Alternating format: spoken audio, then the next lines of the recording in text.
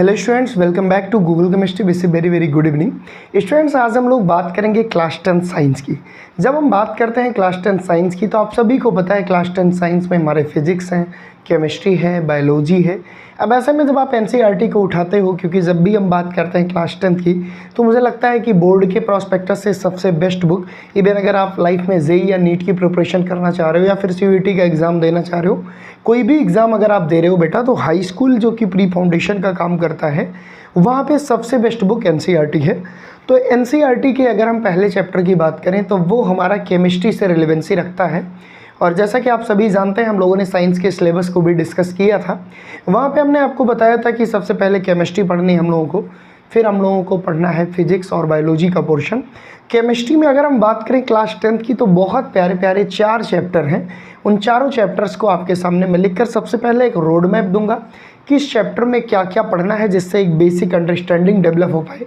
क्योंकि मैं जहाँ तक समझता हूँ कि अगर किसी इंसान के पास प्रॉपर प्लान नहीं है, मतलब वही वाली बात हुई कि मंजिल का कुछ पता है बस सफ़र के दास्तां पता ही नहीं, तो भैया ऐसा हाल नहीं होगा। मुझे मंजिल भी पता है और मुझे सफ़र का दास्ता और सफ़र का रास्ता दोनों पता होना चाहिए। कुछ इस कदर हम चीज़ों को पढ़ेंगे तो मंजिल है हमारी बोर्ड में 95% पाना। साइंस में हम लोग 70 में 70 नंबर गेन कर सकते हैं। बस उसके लिए प्यारे बच्चों आप सभी को बहुत मन लगाकर मेरे साथ पढ़ने की ज़रूरत है। आज हम बात करेंगे साइंस के केमिस्ट्री पोर्शन की। और जैसा कि आप सभी जानते हो, जनरली मैं क्लास 10 पढ़ाता नहीं, पर आप सभी की डिमांड, आप छोटे छोटे बच्चों की डिमांड है, तो जनरली मैं आज क्लास 10 आपके सामने पढ़ाऊंगा। और आज ही नहीं, ये पूरा सेशन में पूरी केमिस्ट्री क्लास 10 की पढ़ाऊंगा, तो इस बात से बिल्कुल निश्चिंत रहिए। चलिए हम स्टार्ट करते हैं केमिस्ट्री पोर्शंस को, खासकर जब हम बात करते हैं क्लास 10 की। देखो भाई, क्लास 10 की मैंने बात की। अब क्लास 10 साइंस की अगर हम बात करें तो क्लास 10 साइंस में 3 पोर्शन है। और आज हम लोग किस पोर्शंस की बात करने जा रहे हैं? आज प्यारे बच्चों हम लोग बात करने जा रहे हैं केमिस्ट्री की। अच्छा, बहुत सारे बच्चे ये भी सोच रहे होंगे कि सर आप पीपीटी से क्यों नहीं पढ़ाते? तो बेटा मैं एक बड़ी फैक्चुअल चीज़ आपको बताना चाहूँगा कि पीपीटी और किताब में अंतर ही क्या है। वहाँ पे भी चीज़ें बनी हुई हैं, टीचर लाइन टू लाइन ऐसे ऐसे करके पढ़ा देगा, और पीपीटी में भी वही चीज़ें हैं। मुझे लगता है कि अगर मैं लिखूँगा और समझा समझा के लिखूँगा, वही चीज़ आप अपनी नोटबुक में लिखोगे और वही चीज़ आप अपने एग्ज़ाम हॉल में लिखोगे, तो माय यार डियर स्टूडेंट्स, आप फिर एक दिन इतिहास भी लिखोगे, और जिस चीज़ की हम लोग उम्मीद लगाकर बैठे हैं। इसलिए मैं बार बार हर क्लास 10 के बच्चों से कहूँगा कि बेटा खुद की नोट्स पर भरोसा रखना। क्योंकि एक बात आप सभी को पता होगी कि जब चलना अपने पैरों पर तो क्यों भरोसा करें गैरों पर। तो प्यारे बच्चों, क्यों ही भरोसा करेंगे गैरों पर? हम लोग लिख लिख के पढ़ेंगे। पीपीटी बुक की तरह है, ऐसे लाइन बाई लाइन पढ़ते जाओ, जल्दी तो चैप्टर ख़त्म हो जाता है, पर मुझे लगता है कि जो प्रोडक्टिविटी आनी चाहिए वो नहीं रहती। डैट इज़ द रीज़न कि मैं लिख लिख के ही पढ़ाता हूँ, और मेरा ये अपना तरीका है, यूनिक तरीका है। तो चलिए, जब हम बात करते हैं केमिस्ट्री की क्लास 10 के, तो बेसिकली यहाँ पे हमको 4 चैप्टर पढ़ने हैं। उन सभी का जिक्र ज़रूर करूँगा। सबसे पहला चैप्टर है केमिकल रिएक्शन एंड इक्वेशन। क्या है पहला चैप्टर भाई? Chemical reaction and equation. अब प्यारे बच्चों, ये जो चैप्टर है ये बहुत बेसिक है और बहुत इंटरेस्टिंग, और अभी मैं बताऊँगा कि किस किस चैप्टर में क्या पढ़ना है। दूसरा जो चैप्टर है वो भी बहुत बेसिक है और बहुत प्यारा है, एसिड, बेस एंड साल्ट। इसमें हम डेली लाइफ में यूज किए जाने वाले एसिड के बारे में पढ़ेंगे, बेस के बारे में पढ़ेंगे, साल्ट के बारे में पढ़ेंगे। और जो थर्ड चैप्टर है वो है my dear students, metal and non metals. क्योंकि भाई मैं बार बार कहता हूँ कि जिस चीज़ को पढ़ना है उस चीज़ का अगर सिलेबस ही हमारे पास नहीं हो तो फिर हम कैसे उस चीज़ को पढ़ पाएंगे ना। यही वाला गाना बजेगा फिर कि राह वो जिस पे मैं चल रहा था उसकी कोई भी मंजिल नहीं थी। तो भैया उसकी मंजिल है, ठीक है। वहीं पर बात करें लास्ट चैप्टर केमिस्ट्री का, तो वो है कार्बन एंड इट्स कंपाउंड। अब थोड़ा सा मैं इन चैप्टर्स के बारे में बात करूंगा, क्योंकि आप क्लास 10 में नए नए आ रहे हो तो आपको एक जानकारी होनी चाहिए कि इस चैप्टर में क्या पढ़ना है, कितने डीप तक जाना है, कैसे क्वेश्चंस बनते हैं आपके बोर्ड एग्जामिनेशन में। तो बेटा सबसे पहले आपको बताऊं, पहला chapter chemical reaction and equation. इस चैप्टर में हम ये समझेंगे केमिकल रिएक्शंस क्या होती है, केमिकल इक्वेशंस क्या होता है, कैसे हम केमिकल इक्वेशन को बैलेंस करते हैं, कितने टाइप की केमिकल रिएक्शन है जिसमें कॉम्बिनेशन रिएक्शंस है, डिकम्पोजिशन रिएक्शन है, डिस्प्लेसमेंट रिएक्शन है, डबल डिस्प्लेसमेंट रिएक्शन है, कोरोजन एक टॉपिक है, रेंसिडिटी एक टॉपिक। अभी ये सारे टॉपिक अभी तुमको लग रहे होंगे सर क्या बता रहे हैं।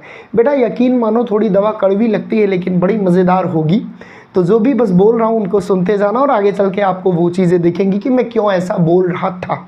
वहीं पर बात करें बेटा next chapter acid base salt. इस चैप्टर में हम देखेंगे कि एसिड क्या होता है, बेस क्या होते हैं, साल्ट क्या होते हैं, कॉमन एसिड कौन से हैं, एसिड की एक्चुअल में आर्हीनियस के अकॉर्डिंग डिफिनीशंस क्या है ना, कई सारे कंसेप्ट आए है ना।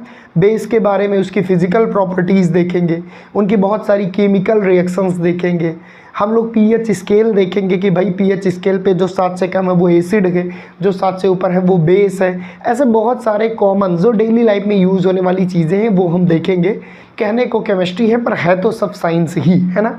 वहीं पर बात करें नेक्स्ट चैप्टर की, तो नेक्स्ट चैप्टर में हम देखेंगे मेटल के क्या क्या प्रॉपर्टीज़ हैं, नॉन मेटल्स की क्या क्या प्रॉपर्टीज़ हैं, दोनों को डिफ्रेंशिएट कैसे किया जाए, उनकी क्या क्या केमिकल प्रॉपर्टी है। और एक बड़ा प्यारा टॉपिक जो कि बोर्ड एग्जाम का फेवरेट है, मेटल रिएक्टिविटी सीरीज। और इस सीरीज की मदद से हम बहुत सारी केमिकल रिएक्शंस की फिजिबिलिटी को चेक करेंगे, बहुत सारी केमिकल रिएक्शन की पॉसिबिलिटी को चेक करेंगे, बहुत सारी केमिकल रिएक्शंस डिस्प्लेसमेंट रिएक्शंस होती है उनको चेक करेंगे। तो मतलब मज़ा आ जाने वाला है भाई। मेटल और नॉन मेटल भी बहुत प्यारा चैप्टर है। उसी में हम पढ़ेंगे मेटलर्जी, कैसे हम मेटल को उनके ओर से रिफाइन करते हैं, तो ये भी सारी चीज़ें हमको पढ़नी है। वहीं पर बात करें नेक्स्ट चैप्टर की, तो उसका नाम है कार्बन एंड इट्स कंपाउंड। अब नाम तो सुना ही होगा, कार्बन शब्द आते ही ऑर्गेनिक केमिस्ट्री की एंट्री हो जाती है और गाना बजता है भाई तूने मारी एंट्री तो दिल में बजी घंटी। तो भैया कार्बन इट्स कंपाउंड चैप्टर में कार्बन का इंट्रोडक्शन पढ़ना है, कार्बन के प्रॉपर्टीज़ पढ़नी है, उनके केटनेशन पावर पढ़ने हैं, उनके टेट्रावैलेंसीज पढ़नी है, कार्बन के जो कंपाउंड्स हैं उनके बारे में, सैचुरेटेड अनसैचुरेटेड हाइड्रोकार्बन उनके बारे में पढ़ना है, चेन हाइड्रोकार्बन पढ़ना है, ब्रांच्ड हाइड्रोकार्बन पढ़ना है, फिर साइक्लिक हाइड्रोकार्बन पढ़ना है, फिर भैया उनके आईपीएससी नोमेनक्लेचर पढ़ने हैं, उनके स्ट्रक्चर्स पढ़ने हैं। मतलब यूँ कहें तो क्लास 10 की केमिस्ट्री यार एकदम मज़ेदार है। अगर आप मेरे साथ हंसते खेलते हुए पढ़ोगे तो भी बहुत प्यार से आपको सारे क्वेश्चन टैकल हो जाएंगे।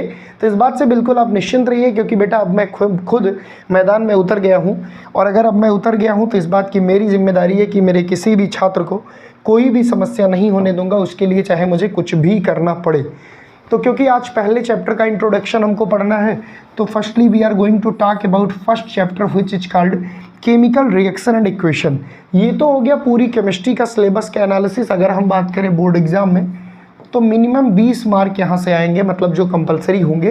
पूछता तो ज़्यादा है, ऑप्शन में भी आता है, पर एटलीस्ट आपको 20 मार्क यहाँ से अटैम्प्ट करने होंगे। चलिए अब हम चलते हैं पहले चैप्टर के केमिकल रिएक्शन एंड इक्वेशन पे और देखते हैं भाई उसका क्या हाल चाल और उसमें क्या क्या पढ़ना है। तो अब हम जिस चैप्टर की बात करेंगे, आज का हमारा जो पहला चैप्टर है उसका नाम है केमिकल रिएक्शन एंड इक्वेशन। क्या नाम भैया? Chemical reaction and equation. बड़ा प्यारा नाम है और पहला चैप्टर है। मुझे लगता है हर एक बच्चा इसके बारे में अच्छी जानकारी रखता है और रखना भी चाहिए। अगर केमिस्ट्री पढ़ रहे हो, केमिकल रिएक्शंस नहीं जानते, तो फिर इससे बड़ा दुर्भाग्य क्या ही होगा माय डियर स्टूडेंट्स। तो चलिए भाई, जैसे ही हम बात करते हैं केमिकल रिएक्शन एंड इक्वेशन की, सबसे पहले ये चीज़ आती है कि इसका रोड मैप कैसे होगा। क्योंकि सर रोड मैप तो आप देते हैं, बिना रोड मैप के आप पढ़ाते नहीं हैं। तो बेटा जैसे ही हम बात करें इस चैप्टर की, तो सबसे पहले तो हमको इंट्रोडक्शन में क्या पढ़ना है आपको ये बता दूं। इंट्रोडक्शन में हम लोगों को पढ़ना है कि केमिकल रिएक्शंस होती क्या है और केमिकल रिएक्शंस के कैरेक्टरिस्टिक फीचर कौन से हैं, केमिकल चेंज क्या है, फिजिकल चेंज क्या है, ये चीज़ें देखनी है। तो हम बात कर रहे थे कि हमारा पहला चैप्टर है केमिकल रिएक्शन एंड इक्वेशन, और केमिकल रिएक्शन एंड इक्वेशन में सबसे पहले इंट्रोडक्शन सेशन का हमको डिस्कस करना है, जिसमें हम देखेंगे कि केमिकल रिएक्शंस क्या होती है, फिजिकल चेंज क्या होते हैं, केमिकल चेंज क्या होते हैं, कैसे हम किसी केमिकल रिएक्शंस को आइडेंटिफाई करेंगे और कौन कौन से इनके कैरेक्टरिस्टिक फीचर हैं उनके बारे में भी हम डिटेल में यहाँ पे देखेंगे। इसके तुरंत बाद हम देखेंगे केमिकल इक्वेशन क्या होता है, क्योंकि चैप्टर का नाम है तो जनाब इनका भी जिक्र करना ज़रूरी है, नहीं तो ये बुरा मान जाते हैं। केमिकल इक्वेशन के बाद फिर हम लोग सीखेंगे बैलेंसिंग, कि आखिर ये केमिकल इक्वेशन तो हमने लिख लिया पर इनको हम बैलेंस कैसे करें, और यहाँ से बोर्ड एग्ज़ाम में क्वेश्चन आता है। अच्छा, मेरे पढ़ाने का एक अलग तरीका भी है कि मैं आपको टॉपिक पढ़ाऊंगा, तुरंत उससे रिलेटेड जितने क्वेश्चन आपके बोर्ड एग्जाम में आए हैं तुरंत सॉल्व करा दूंगा। बाद में तो कुछ करने की ज़रूरत ही नहीं है, बस मेरे साथ पढ़ते जाओ, बोर्ड एग्ज़ाम खुद ब खुद टैकल कर लोगे। तो बस आपको टाइम देना है मुझे, सारी चीज़ें मैं बेहतर करवा दूंगा। Balancing of the chemical reactions के बाद एक बड़ा खूबसूरत टॉपिक है टाइप्स ऑफ केमिकल रिएक्शन, और यूँ कहें तो इस चैप्टर की जान है, क्योंकि यही एक ऐसा टॉपिक है जहाँ से ढेर सारे क्वेश्चन बनते हैं। टाइप ऑफ केमिकल रिएक्शंस में हमको ढेर सारी रिएक्शंस पढ़नी है, तो उनका भी जिक्र हम कर दे रहे हैं। हम लोगों को प्यारे बच्चों पढ़नी है कम्बिनेशन रिएक्शंस। क्या पढ़नी है भैया? Combination reaction. हम लोगों को पढ़नी है डिस्प्लेसमेंट रिएक्शन, ठीक है सर। हम लोगों को पढ़नी है डबल डिस्प्लेसमेंट रिएक्शन, है ना, बिल्कुल ठीक है। हम लोगों को पढ़नी है डिकम्पोजिशन रिएक्शन, बिल्कुल भैया बढ़िया है, ये भी हम देखेंगे। और हम लोगों को ही पढ़नी है oxidation and reduction reaction, that means Redux reactions. तो ये सब इसी चैप्टर में पढ़ना है, और रोड मैप मैं इसलिए देता हूँ कि एक बच्चे की कॉपी में ये सारी चीज़ें बनी हो, उस बच्चे को आगामी एग्ज़ाम में किसी प्रकार की कोई प्रॉब्लम ना होने पाए। बेटा इसके बाद फिर हम लोगों को एक बड़ा फेमस टॉपिक है कोरोजन के बारे में पढ़ना है, और फिर लास्टली हमको रेंसिडिटी के बारे में पढ़ना है कि भाई एक्चुअल में ये सब होते क्या है और इनके हमारी डेली लाइफ पे क्या इम्पैक्ट पड़ता है, किन चीज़ों पे इनका इफेक्ट होता है। बेसिकली ये भी ऑक्सीडेशन प्रोसेस के ही लिए रिस्पॉन्सिबल है। तो ऐसे बहुत सारी छोटी छोटी चीज़ें आपको इस चैप्टर में देखने को मिलेंगी। तो ये था कंप्लीट रोड मैप कि भैया इसको फॉलो करना है हमको। अगर आप मेरे अकॉर्डिंग जैसे मैं बता रहा हूँ खूब धीरे धीरे पढ़ते चले गए, तो ये बात निश्चित रूप से कहता हूँ कि आप साइंस में जितने नंबर चाहते हो वो आपको ज़रूर मिलेंगे, क्योंकि क्लास 12 केमिस्ट्री वालों से आप जिक्र कर लेना तो वो बताएंगे कि हाँ सोमेश सर किस तरह से पढ़ाते हैं। फिर भी तो ये हमारा रोड मैप हो गया, और अब हम चलते हैं इंट्रोडक्शन सेशन पे आज के, कि एक्चुअल में ये केमिकल रिएक्शंस होती क्या है, और भाई ये जो केमिकल रिएक्शंस है इसके क्या क्या करैक्टरिस्टिक फीचर हैं, और कैसे हम फिजिकल और केमिकल चेंज को बिना समझे केमिकल रिएक्शंस तक नहीं आ सकते। इन सारी चीज़ों को आपको बहुत प्यार से समझाने की तरफ चल रहा हूँ। तो चलिए सबसे पहले हेडिंग हमारी क्या है, इंट्रोडक्शन है, क्योंकि तो इंट्रोडक्शन में ये जानना ज़रूरी है कि भाई चैप्टर का नाम जो है उसके बारे में ना। तो सबसे पहले तो हम ये जानते हैं कि केमिकल रिएक्शंस क्या होती है, लेकिन मैं एक बहुत प्यारी सलाह देना चाहूँगा अपने सारे होनहार छात्रों को कि before knowing the chemical reaction we must have knowledge what is the actual meaning of physical change and chemical change. क्योंकि बेटा प्रीवियस क्लास में आपने पढ़ा रहा होगा फिजिकल चेंज और केमिकल चेंज। अगर हम बात करें फिजिकल चेंज की तो बेसिकली उसमें फिजिकल प्रॉपर्टी वेरी कर जाती है, फिजिकल प्रॉपर्टी चेंज होती है, बट उसमें कोई नया सब्सटेंस का फॉर्मेशन नहीं होता। बात करें अगर हम फिजिकल चेंज की तो फिजिकल प्रॉपर्टीज़ भी चेंज होती है, शेप चेंज हो सकता है, साइज चेंज हो सकती है, उसका वॉल्यूम चेंज हो सकता है, उसका अपीयरेंस यानी उसको देखने पर वो चीज़ें शकल सूरत चेंज हो सकती है। लेकिन बेटा when we talk about chemical change, तो केमिकल चेंज में एक न्यू सब्सटेंस फॉर्म होता है। न्यू सब्सटेंस फॉर्म होने के साथ साथ नई केमिकल प्रॉपर्टीज़ भी होती है, कंपोजिशंस भी यहाँ चेंज होता है, लेकिन फिजिकल चेंज में कंपोजिशन चेंज नहीं होता। अब आपके मन में क्वेश्चन आएगा सर आप ये सब क्यों बता रहे हैं? क्योंकि बेटा कहीं पर पहुँचने के लिए कहीं से निकलना पड़ता है, और मेरा एक अपना तरीका है कि कनेक्ट करके चीज़ों को पढ़ाता हूँ जिससे अंतिम पंक्ति में खड़े हर बच्चे को समझाने में सबल रह सकूँ। तो बेटा मेरी बात को गंभीरता से सुनते रहना कि थोड़ी सी हम बात करेंगे फिजिकल चेंज और केमिकल चेंज की, और तब जाकर केमिकल रिएक्शंस के कंसेप्ट को बखूबी आपके सामने रख पाएंगे। तो भैया अगर हम बात करें फिजिकल चेंज और केमिकल चेंज की, तो मैं आपके सामने ये कुछ चित्र दिखा रहा हूँ। और वैसे भी अगर हम अपने डेली लाइफ को ऑब्जर्वेशन करें तो हम जनरली बहुत सारे ऐसे चेंज होते रहते हैं हमारे आसपास जिनको हम इग्नोर कर देते हैं, हम ध्यान नहीं देते। और यकीनन अगर आप ध्यान दें तो आपको फिजिकल चेंज और केमिकल चेंज बहुत अच्छे तरीके से समझ में आ जाए। जैसे आपने देखा होगा मोमबत्ती को जलते हुए आपने देखा होगा, लोहे के पड़ी कोई कील हो, लोहे का कोई भी सामान हो, तावा हो, कोई पेन हो, उसमें आप देखोगे जंग लग जाता है जब वो ह्यूमिडिटी में रखी रहती है, एटमॉस्फेयर में पड़ी रहती है। क्या कभी आपने इन चेंज को ऑब्जर्व किया? हाँ सर बिल्कुल किया। आप देखे होंगे लकड़ी जल रही है, क्या आपने महसूस किया ये कौन सा चेंज है?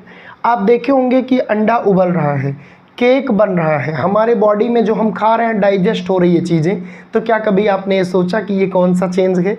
इसी प्रकार प्यारे बच्चों, पानी को जब हम उबालते हैं, पानी से बॉयल करता है, वो भी एक प्रकार का चेंज है।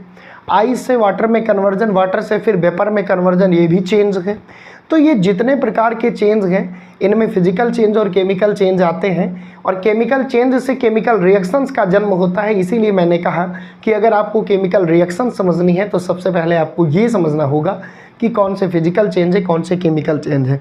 मान लो किसी बच्चे के बाल बढ़ गए हैं और वो कटवा के आया, भाई स्मार्ट बनकर आया, जैसे बच्चे आजकल बाल कटवाते हैं, तो भैया बाल कट गया तो क्या केमिकली चेंज आया? क्या उसका कंपोजिशन चेंज हुआ?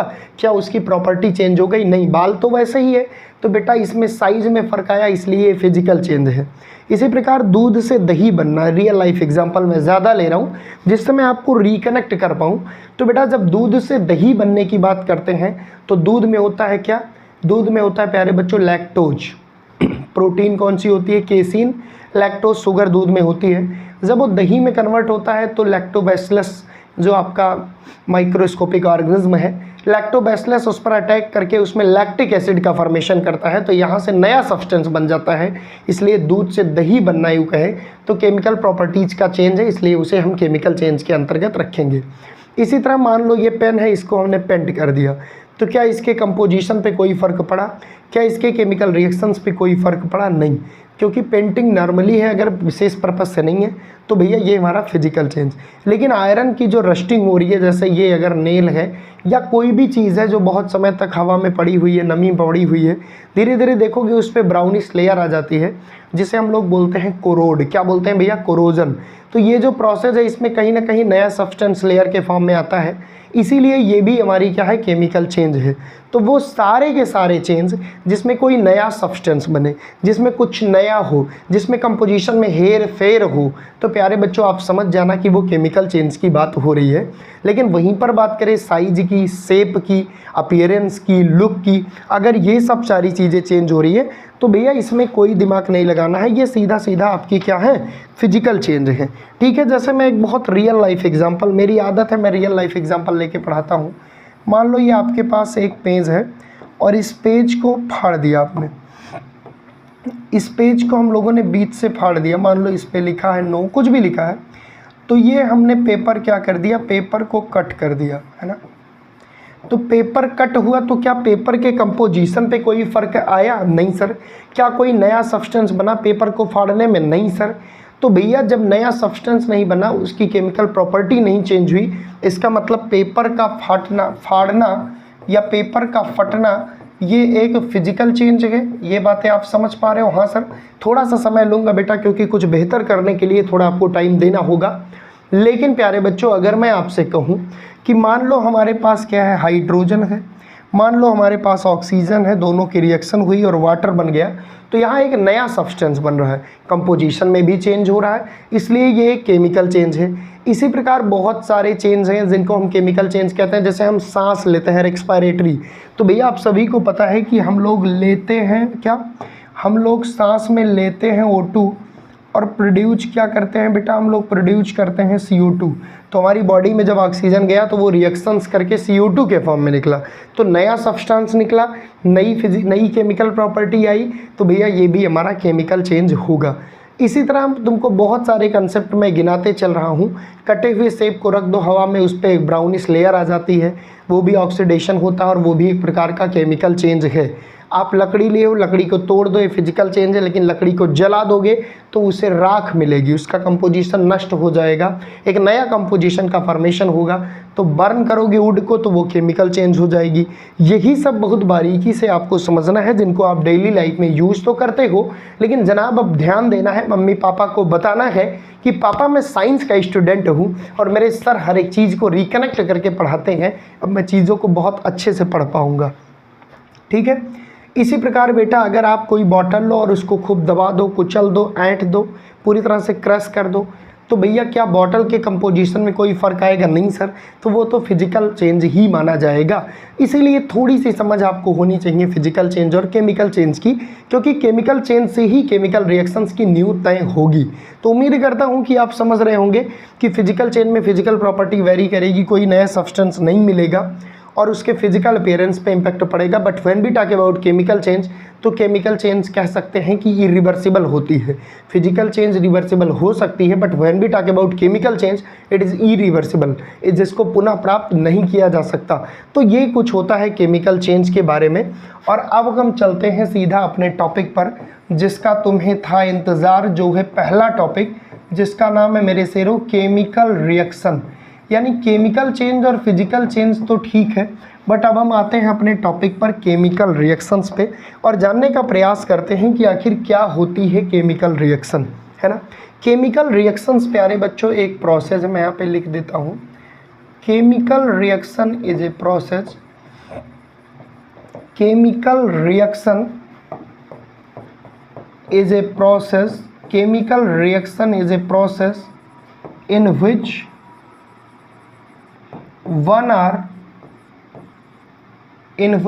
or more than, है ना, one or more than one substance transform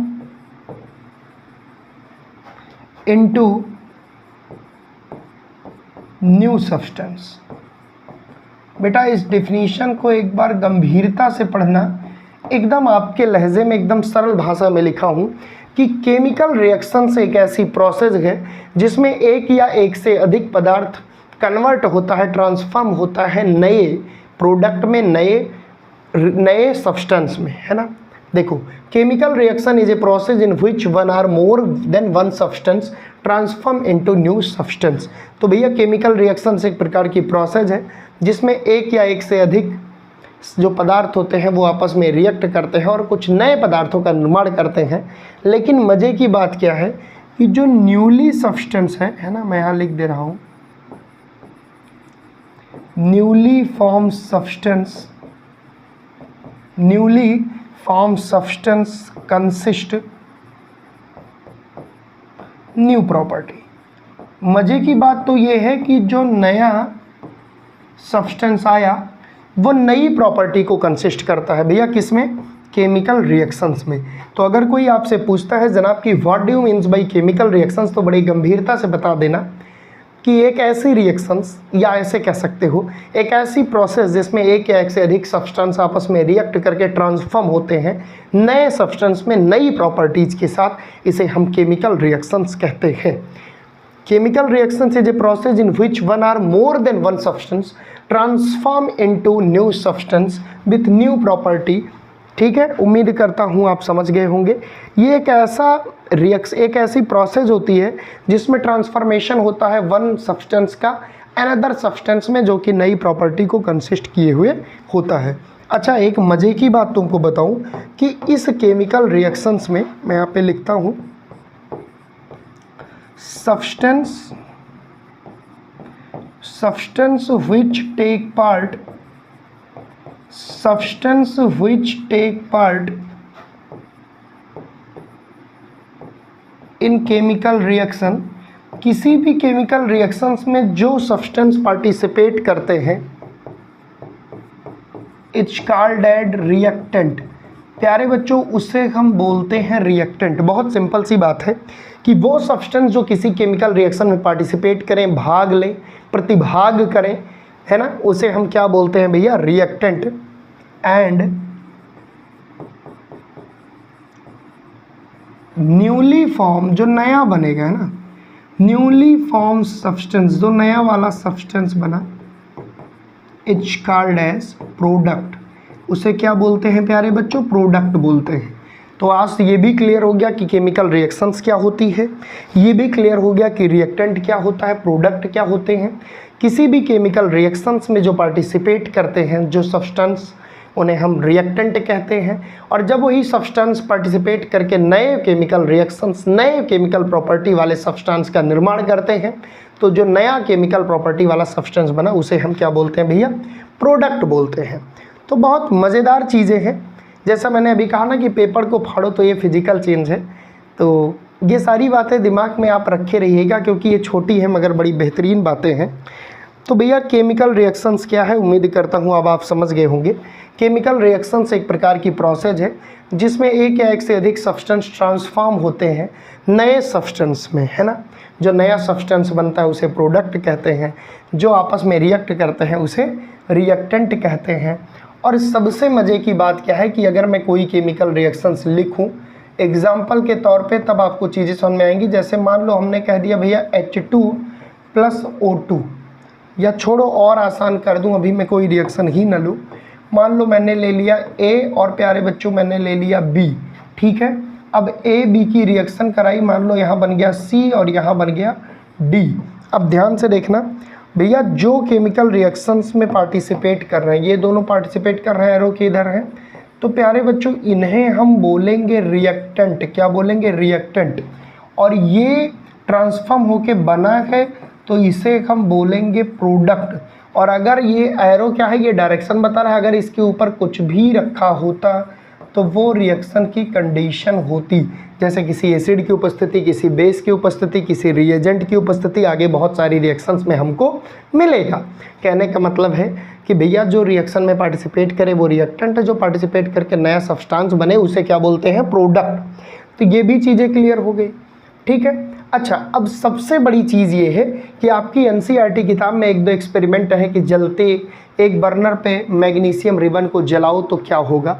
तो भैया आपने देखा होगा उस रिएक्शंस को, उसका थोड़ा जिक्र कर लो कि मैग्नीशियम रिबन को जब हम जलाते हैं ऑक्सीजन की उपस्थिति में, तो भैया वो बना लेता है मैग्नीशियम ऑक्साइड। क्या बना लेता है?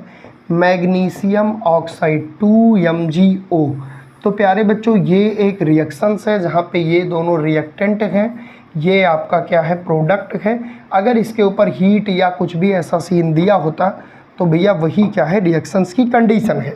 मैं बार बार ये चीज़ इसलिए समझाना चाह रहा हूँ क्योंकि चैप्टर का नाम ही यही है। और आप इमेजिन करो कि अगर आपको यही नहीं पता हो कि केमिकल रिएक्शंस क्या है, फिर जनाब ये तो गलत बात है ना, ये तो गलत बात है। तो केमिकल रिएक्शंस क्या है ये हमने समझ लिया। और अब हमको ये समझना है, थोड़ा सा अब हमको समझना है थोड़ा सा कि भैया क्या होता है रिएक्टेंट, क्या होता है प्रोडक्ट, और रिएक्शन के ऊपर क्या होता है। अब इसी चीज़ को किसी भी केमिकल रिएक्शंस को, नॉर्मली मैं आपको नहीं ले चलूँगा अभी केमिकल इक्वेशन की तरफ, जब हम वर्ड्स में लिखते हैं और वर्ड से सिंबल में फॉर्मेशन करते हैं तो भैया इसी प्रोसेस में हमको केमिकल इक्वेशन का भी इंट्रोडक्शन होता है, लेकिन वो कल के लिए छोड़ूंगा। आज केवल केमिकल रिएक्शंस की बात होगी। अच्छा, मैं आपको एक बहुत प्रैक्टिकल एग्जांपल दूं कि मान लीजिए प्यारे बच्चों हमारे पास वाटर है, हमने इसको हीट दिया तो ये फिर बना वाटर, फिर हीट दिया तो ये फिर बना वाटर। यानी पहले ये आइस फॉर्म में था, फिर ये लिक्विड फॉर्म में हुआ, फिर प्यारे बच्चों गैस नहीं कहेंगे, इसे हम बोलेंगे वेपर फेज में ये हुआ।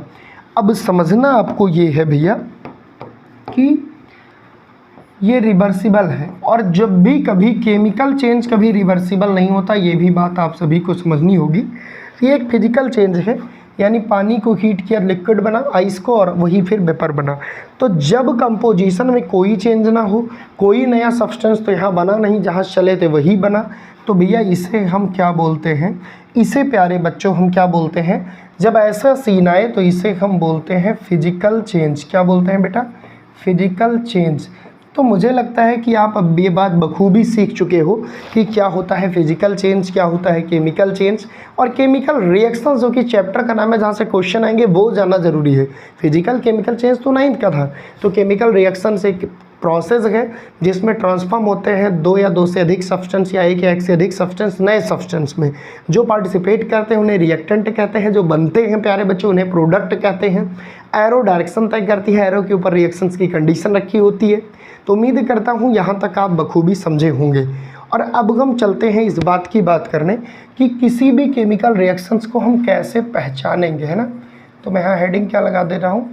आइडेंटिफिकेशन ऑफ केमिकल रिएक्शन, है ना। आइडेंटिफिकेशन ऑफ केमिकल रिएक्शन मतलब केमिकल रिएक्शंस को हम कैसे पहचानेंगे। तो कोई भी केमिकल रिएक्शंस प्यारे बच्चों अगर हो रही है तो वो ये 4 कैरेक्टर जो बता रहा हूँ इनमें से कोई ना कोई ज़रूर शो करेगी, और मुझे लगता है कि लगभग चारों शो ही कर देते हैं। जिसमें सबसे पहला हमारा क्या है? Change in colour. भैया अगर कोई केमिकल रिएक्शंस हो रही है तो जनरली ऐसा देखा जाता है कि कलर चेंज हो जाता है।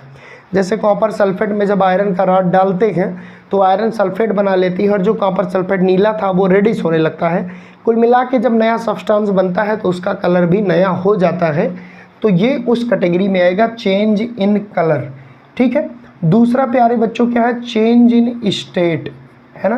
किसी भी केमिकल रिएक्शंस में सब्सटेंस की स्टेट भी चेंज हो जाती है। अब आइस के केस में ऐसी बातें नहीं हैं, लेकिन जनरली हर एक सेगमेंट में ये बातें हैं कि भैया उसकी जो स्टेट है वो भी चेंज होती है, जिससे पहचान पाओ कि हाँ ये केमिकल रिएक्शन है। तीसरी चीज़ क्या है, टेम्परेचर चेंज।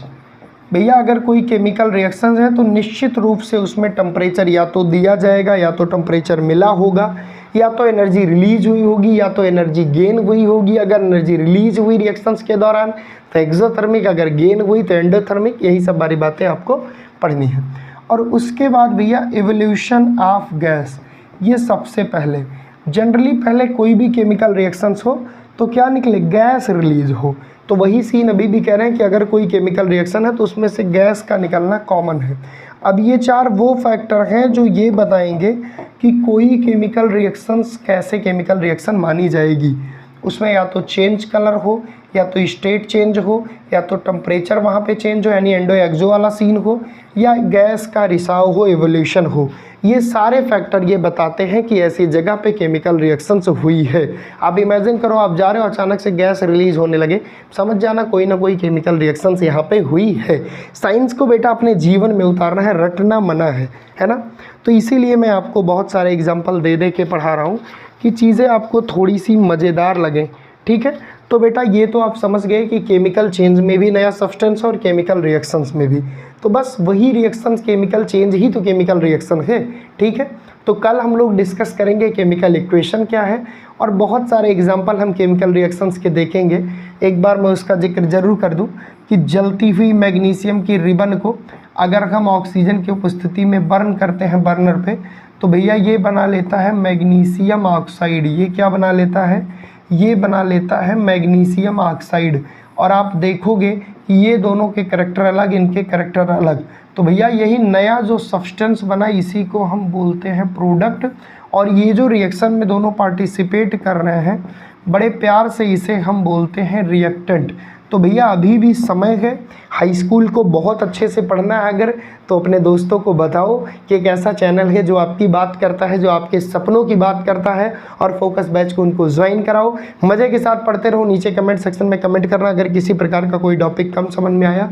मैं हर संभव कोशिश करूँगा कि आपके कंसेप्ट को क्लियर किया जाए, क्योंकि बेटा मेरा सपना वही है जो आपका है, बोर्ड एग्जाम में बेहतर नंबर गेन करने का। तो चलिए फिर जनाब आज के लिए बस इतना ही। जय हिंद, जय भारत। पढ़ते रहो मेरे शेरों, क्योंकि याद रखना कि जब हौसला बना लिया ऊंची उड़ान का तो जनाब फ़र्क क्या पड़ता है देखकर कद आसमान का। अब तो पढ़ाई करनी ही है। ठीक है। Thank you so much.